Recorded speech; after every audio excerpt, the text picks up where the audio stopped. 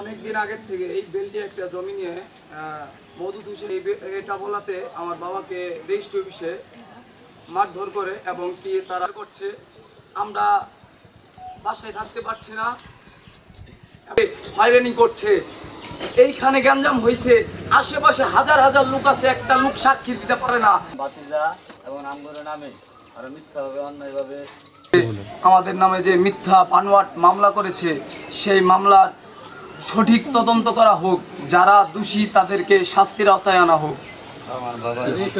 এবং কি আমার বাবাকে তারা টাকা চাওয়াতে তারা রেজিস্ট্রি অফিসে মারে। আমরা জামালপুর সদর থানায় একটি ডায়েরি করি। সেই ডায়েরি করার পর থেকে তারা আমাদেরকে আরও নানানভাবে থ্রেট করছে। তাদের কারণে আমরা ঘর থেকে বের হতে পারছি না, যেখানেই পাবে তারা গুম করে দিবে।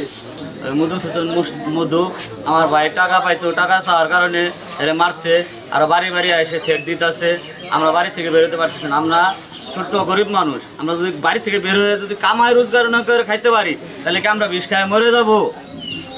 বাংলাদেশ সরকার যদি এটাই চায় তাহলে আমরা বিষ খায় মরে যাই, আমাদের কোনো দায়ভার নিতে হবে না।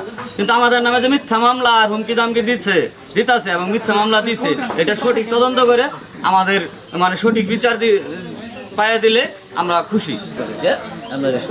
বিচার চাই। আর আমার বাইরে মারছে, আর আমার হরান করে যাচ্ছে, ঘরে থাকতে দেয় না। আমার ভাই বউ মনে করে বাড়ি বাড়ি মনে ঘুরে আর এই হুমকি দেয় এই ঘটনা করে গেছে। এই আমার বক্তব্য।